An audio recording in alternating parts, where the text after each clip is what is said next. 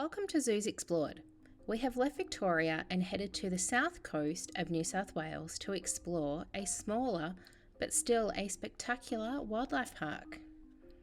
We are here to take a walk around to see all the animals, their amazing habitats, and see why this wildlife park has had such amazing reviews.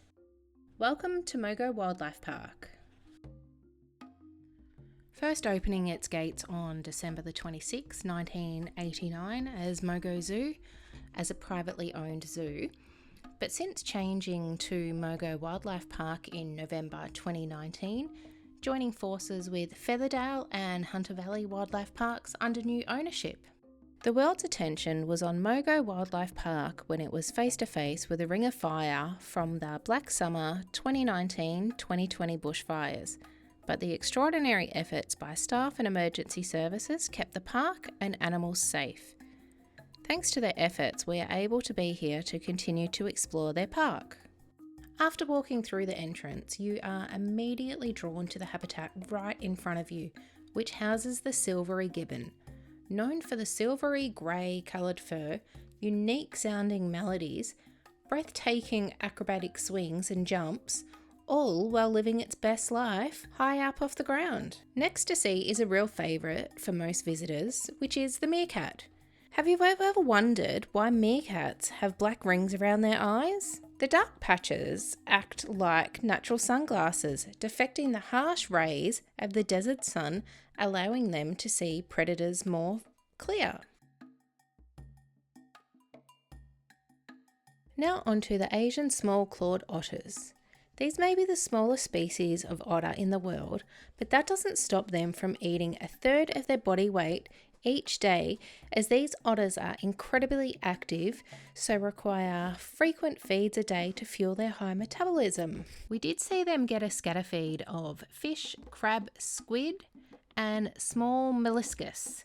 You got to see how they use their claws to hold food when eating, to use those sharp teeth, allowing them to crack open those shelled animals. The small-clawed otter, as the name suggests, have tiny claws that do not protrude past the end of their fingers.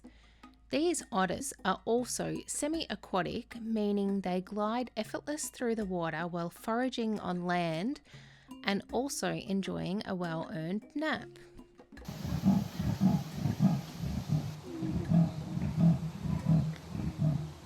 Then across the path was the Sri Lankan leopard, which we definitely heard it as we approached its habitat. The Sri Lankan leopard is known as the Lord of the Jungle and the only large mammal predator in the country. Their spots are often referred to as rosettes, providing them with excellent camouflage for stalking and ambushing their prey. Now we follow along the path heading towards the tiger viewing deck, hoping to see a glimpse of those magnificent looking animals.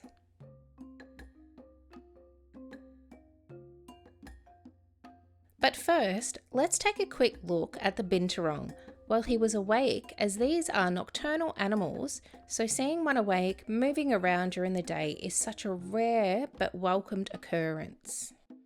Next to see were these two lions. As you can see, they are still quite young as their manes are starting to grow. Male lions' manes to begin to grow around the age of 2, which signals the onset of sexual maturity.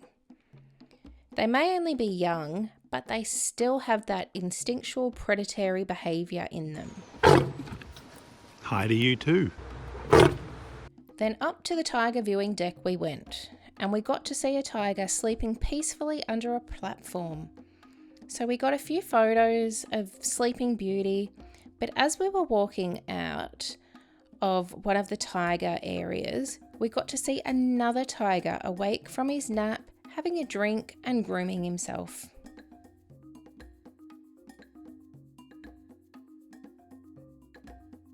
How excited were we when we walked past the red pandas and they were awake, lounging or walking around. Red pandas have reddish-brown fur with their white facial markings.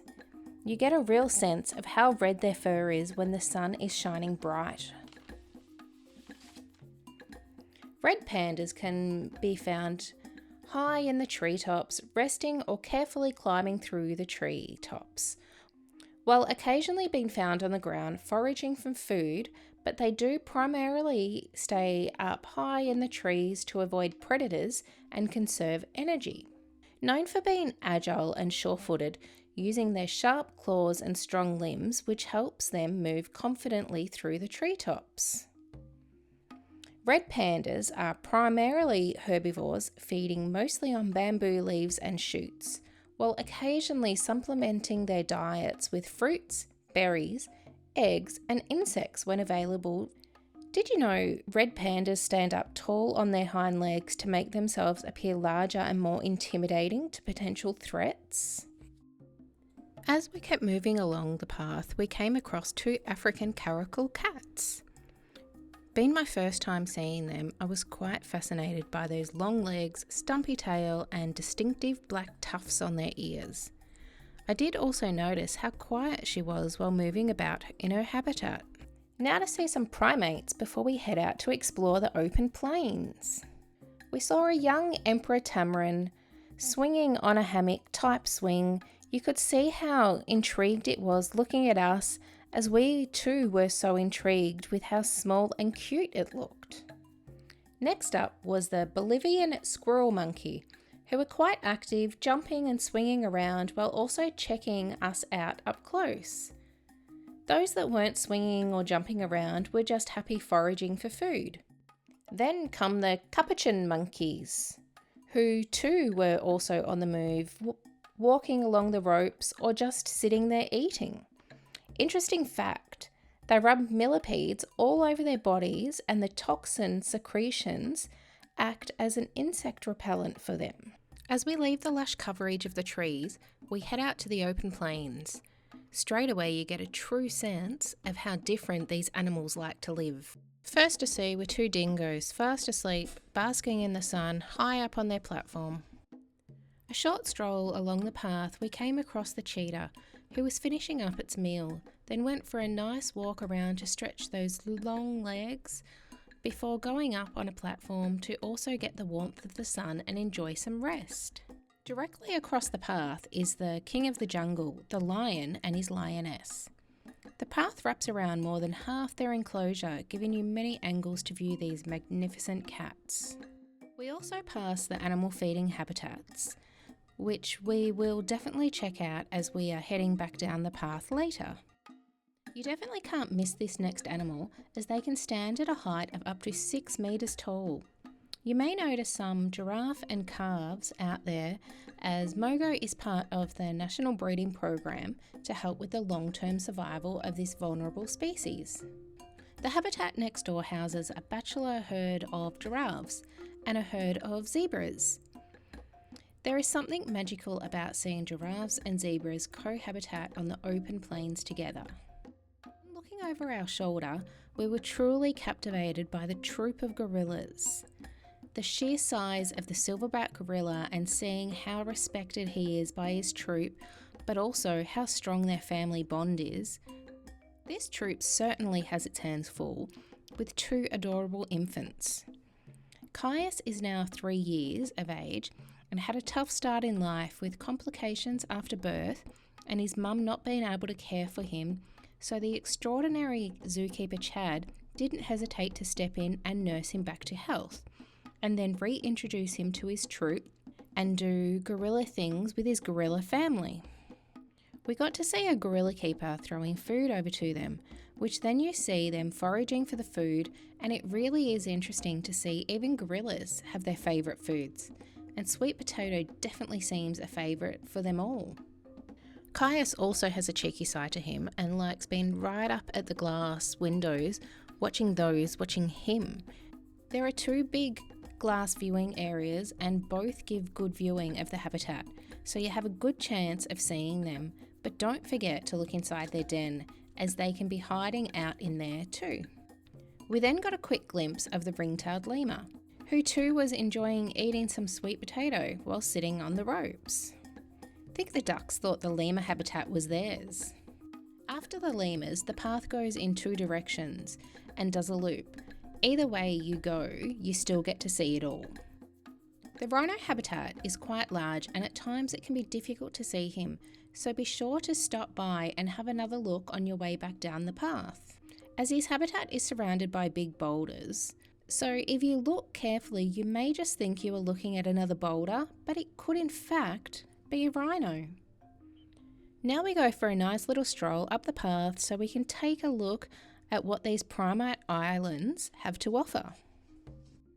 As we approach the Primate Islands, you are welcomed by these nice open islands. No fences or cages, actual islands.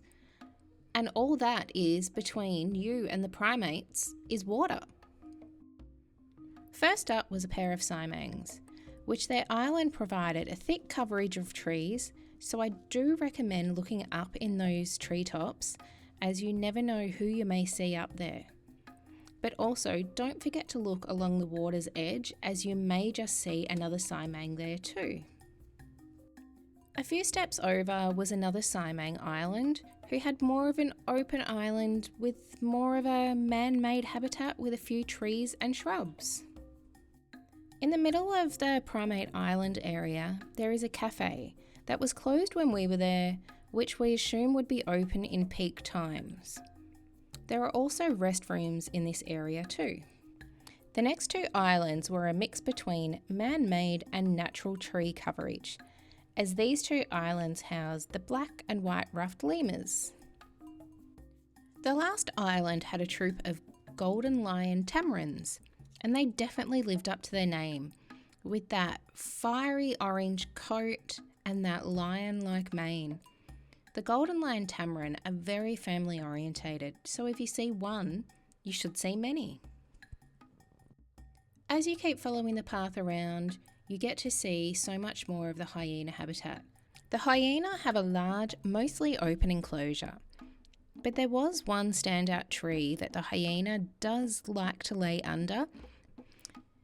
You now head back down a large section of the path you have already walked, so you can definitely try your luck again to see these fascinating animals, as you never know, you may just see a different behaviour from the animals that may just catch your attention.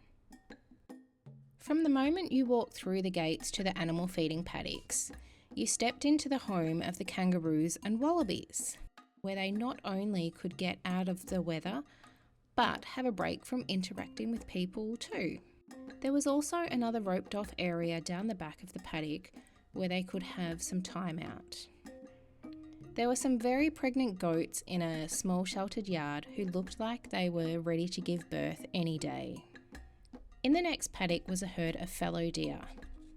Deer are considered shy animals, so if you have some food, they may cautiously come over for a snack. And finally up the back was a large open paddock which was home to two camels.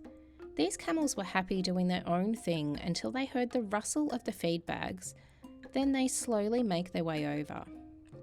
They were quite grabby when trying to take their food, but they grabbed the food with their lips, then they were happy. They were definitely more than happy to eat all the food you have. We can't leave without having a look around the gift store and most importantly, getting my new magnet.